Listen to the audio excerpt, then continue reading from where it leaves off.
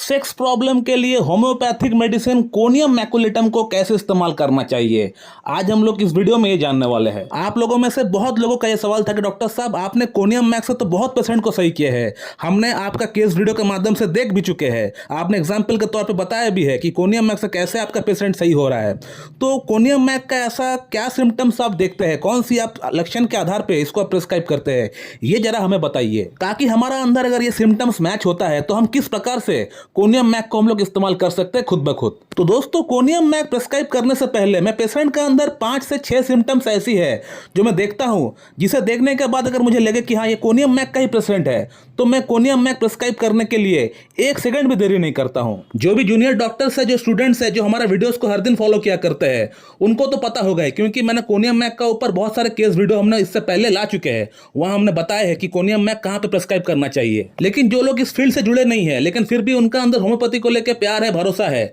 तो वे लोग इस वीडियो को देख के सीख सकते हैं, जान सकते हैं, और जैसे मेडिसिन में बताता हूं लेने के लिए, उस प्रकार से आप ले भी सकते हैं। दोस्तों, कोनियम मैक को प्रिस्क्राइब करने के लिए जो सबसे पहला सिम्टम होना चाहिए पेशेंट के अंदर, वो है सप्रेशन ऑफ सेक्सुअल डिजायर। यानी आपका अंदर सेक्सुअल प्रॉब्लम शुरू होने के पीछे कहीं ना कहीं सप्रेशन एक बहुत बड़ा कारण है। सप्रेशन का मतलब दबाव, आपने दबाया है सेक्सुअल डिजायर को, अपना मन का अंदर जो इच्छा है, जो नेचुरल एक फीलिंग होती है, उसको आपने दबाया है, सप्रेस किए है, और उस फीलिंग को दबाने के बाद अगर आपका अंदर सेक्सुअल प्रॉब्लम शुरू हुआ है, तब जाके हम लोग कोनियम मैक के बारे में सोचते हैं। तो एक इंसान अपना नेचुरल फीलिंग्स को, नेचुरल अर्ज को कब दबाएगा, क्या कारण हो सकता है दबाने का पीछे? तो कारण बहुत सारी हो सकता है, आपको समझना पड़ेगा, बीइंग अ डॉक्टर आपको समझना पड़ेगा कि कौन सा कारण कहां पे आप अप्लाई करेंगे। जब किसी बंदे का वाइफ अगर एक्सपायर हो जाता है, तो उस दौरान क्या होता है, उस बंदे के अंदर जो सेक्सुअल जो इच्छा होती है, जो अर्ज होती है, उसको दबाना पड़ता है, सप्रेस करना पड़ता है, क्योंकि उसका वाइफ चला गया है। अब वो सेक्स कहाँ पे करेगा? अब बहुत आदमी जो है कहीं बाहर जाके कर लेते हैं, कोई पार्टनर बना लेते हैं, लेकिन बहुत आदमी ऐसे भी है उनको ईगो को हिट करता है, उनका डिग्निटी से अगेंस्ट में ये बात हो जाता है, तो वो लोग कहीं पे भी नहीं जाते हैं, तो वो अपना सेक्सुअल जो डिजायर है, जो अर्ज है, उसको दबाते हैं, सप्रेस करते हैं। और इसी प्रकार से दबाते दबाते एक ऐसा समय आ जाता है जहां उस बंदे की जो नेचुरल अर्ज है, जो नेचुरल फीलिंग है, वो पूरी तरह दब जाता है। वो बंदा फिर सोचता है कि मैं शादी करना चाहता हूं, अगला शादी करना चाहता हूं, लेकिन उस समय इस तरह से वो अपना फीलिंग्स को दबाते दबाते एक ऐसा कंडीशन अपना अंदर पैदा कर लिया कि उनका जो नेचुरल अर्ज है वो पूरी तरह दब चुका है, और नेचुरल अर्ज को दबने का कारण से जो इरेक्टाइल डिसफंक्शन की समस्या है, लिंग में तनाव की समस्या है, वो भी आना शुरू हो चुका है। और एक कंडीशन ऐसा भी देखा गया है कि हस्बैंड वाइफ में से किसी एक को बाहर जॉब के लिए जाना पड़ता है, या दोनों को ही बाहर जॉब के लिए जाना पड़ता है अलग अलग जगह पे, तो लॉन्ग डिस्टेंस होने के कारण से भी सेक्सुअल सप्रेशन हो जाता है, तो ये भी एक कारण हो सकता है। और एक कंडीशन ऐसा भी होता है, बहुत बच्चे, बहुत लड़के हस्तमैथुन तो करते हैं, लेकिन सीमन जब भी उनका बाहर निकलने वाला रहता है, तो उस समय वो अपना लिंग को रोक देते हैं, सप्रेशन कर देते हैं, उसको दबा देते हैं, सीमन को बाहर निकलने नहीं देते हैं, और ऐसा करते ही रहते हैं। 1 घंटा 2 घंटा कोई काम नहीं है, बैठ के ऐसा ही करते रहते हैं, पॉर्न देखते रहते हैं, और इसी प्रकार से इसी तरह से एक्टिविटी करते रहते हैं। लेकिन उनको ये नहीं पता कि इससे सेक्सुअल सप्रेशन हो रहा है, सप्रेशन होने के कारण से लिंग के अंदर जो नसें है वो डैमेज हो रहा है, वो खराब हो रहा है। वीनोजेनिक इरेक्टाइल डिसफंक्शन या वीनस लीकेज की एक बहुत बड़ी कारण है ये, तो ये भी एक सेक्सुअल सप्रेशन है। सीमन आपका बाहर निकलना चाहता है, लेकिन उसको आप दबा देते हो, तो ये भी एक सेक्सुअल सप्रेशन है। इस तरह एक्टिविटी करने के बाद अगर किसी को इरेक्टाइल डिसफंक्शन या सेक्सुअल प्रॉब्लम अगर उत्पन्न होता है, तब हम लोग कोनियम मैक के बारे में सोचते हैं। आज से कुछ ही दिन पहले हम लोग कोनियम मैक का ऊपर एक केस वीडियो अपलोड किए थे इस चैनल के ऊपर, जहां वो बंदा इसी तरह की एक्टिविटी किया करता था, सीमन जो है रोक दिया करता था। जैसे सीमन बाहर निकलने वाला रहता था हस्तमैथुन के क्रिया के दौरान, उसको वो रोक दिया करते थे, और ऐसा ही करते रहते थे। तो उस पेशेंट को भी हमने कोनियम मैक दिया था। कोनियम मैक देके कैसे उनके इरेक्टाइल डिसफंक्शन का प्रॉब्लम, प्रीमेच्योर इजैकुलेशन का प्रॉब्लम, बाकी तमाम समस्या को हमने कैसे ठीक किया, वो वीडियो मेरे चैनल पे मौजूद है, आप उसे जाकर देख सकते हैं। उस वीडियो का जो थंबनेल है मैं आपको दिखा देता हूं, यहाँ पे आप देख सकते हैं। तो दोस्तों, ये कुछ कारण है सप्रेशन ऑफ सेक्सुअल डिजायर की। इसके अलावा दोस्तों और भी 1-2 कारण हो सकता है। अगर कोई बंदा हस्तमैथुन बिल्कुल नहीं करता है, 6 महीना 8 महीना 1 साल हो गया है, हस्तमैथुन बिल्कुल नहीं किया है, तो वहां भी सप्रेशन ऑफ सेक्सुअल डिजायर हो सकता है। इसलिए हम लोग पेशेंट को कहते हैं कि आप लोग महीना में 1 या 2 बार हस्तमैथुन बिल्कुल करिए, बिल्कुल नॉर्मल है ये। और एक कंडीशन दोस्तों हो सकता है, अगर किसी बंदे का शादी बहुत लेट से हो रहा है, 30 ईयर्स 40 ईयर्स में शादी हो रहा है, और इस दौरान इस बंदे का कोई पार्टनर नहीं रहा होगा, तो वहां भी सप्रेशन ऑफ सेक्सुअल डिजायर हो सकता है। तो दोस्तों, कोनियम मैक प्रिस्क्राइब करने के लिए सप्रेशन ऑफ सेक्सुअल डिजायर होना बहुत जरूरी है, ये सिम्टम बहुत मस्ट है। तो जहां भी आपको इस तरह का कंडीशन देखने को मिले कि हस्बैंड वाइफ का अंदर बहुत डिस्टेंस है, दोनों बाहर जॉब करते हैं, या किसी का वाइफ एक्सपायर हो गया हो, या हो सकता है हस्बैंड आर्मी में जॉब करता है, या कोई ऐसा बंदा अगर आपको मिल गया हो जो बंदा सेक्सुअली अपने आप को अराउज तो करता है, लेकिन सीमन जब बाहर निकलने वाला रहता है, उस समय वो अपने आप को रोक दिया करता है, और यदि आपको कोई ऐसा बंदा अगर आपको दिख रहा है जिस बंदे का शादी काफी लेट से हुआ है या लेट से हो रहा है शादी, जिसका उम्र 36 ईयर्स 38 ईयर्स या 40 ईयर्स हो चुका है, अब उनको शादी हो रहा है और अब इनको तमाम समस्याएं हो रही है, तो कहीं ना कहीं उनका अंदर भी सेक्सुअल सप्रेशन हुआ है इतना लेट से शादी करने के कारण से, तो वहां भी हम लोग कोनियम मैक के बारे में एक बार जरूर सोच सकते हैं।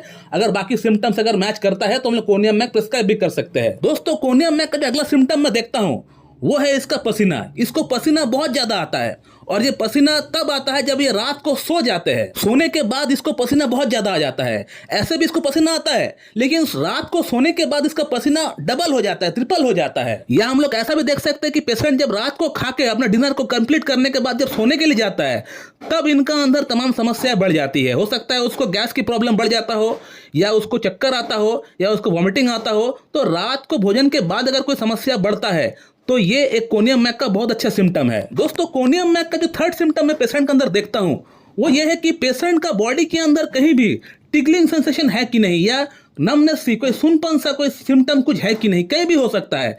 इस प्रकार का कोई सिम्टम है कि नहीं। दोस्तों, कोनियम का जो मैं फोर्थ सिम्टम देखता हूं ये है कि इसका पेशेंट जो मेरे सामने बैठा है वो चिली पेशेंट है कि नहीं, यानी उसको ठंड से परेशानी होता है या नहीं। क्योंकि कोनियम मैक का जो पेशेंट होता है वो चिली पेशेंट होता है, उसको नहाना पसंद नहीं होता है सल्फर की तरह, और वो घर में रहना पसंद करता है। उसका अंदर मीठा खाने का शौक बहुत ज्यादा नहीं है, लाइकोपोडियम अर्जेंटम नाइट्रिकम की तरह, सल्फर की तरह मीठा खाने का शौक बहुत ज्यादा नहीं है। इसको थोड़ा सा सॉल्टी खाना अच्छा लगता है, थोड़ा सा नमक ऐड करते हैं खाने में, थोड़ा ग्रीन चिलीज खाते हैं, तो इस प्रकार से थोड़ा चटपटा खाना इनको अच्छा लगता है। मीठा का कुछ बहुत ज्यादा क्रेविंग नहीं है इसका अंदर। दोस्तों, इसका फिफ्थ सिम्टम के अंदर इसका मैं माइंड सिम्टम देखता हूँ।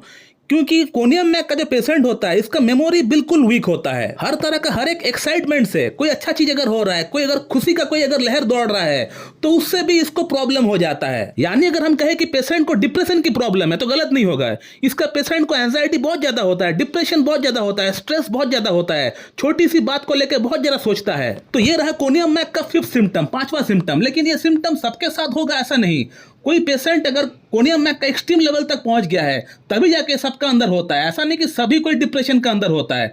तो इसका जो सिम्टम्स है ये पेशेंट टू पेशेंट वेरी करता है, कुछ पेशेंट में हो भी सकता है, कुछ पेशेंट में नहीं भी हो सकता है। तो ये जो फिफ्थ सिम्टम है इसको बहुत ज्यादा इंपॉर्टेंस देने की दरकार नहीं है। कोनियम मैक का जो सिक्स्थ सिम्टम हम लोग देखते हैं वो ये है कि पेशेंट का अंदर कोई चक्कर आने की समस्या है कि नहीं, वर्टिगो की समस्या है कि नहीं।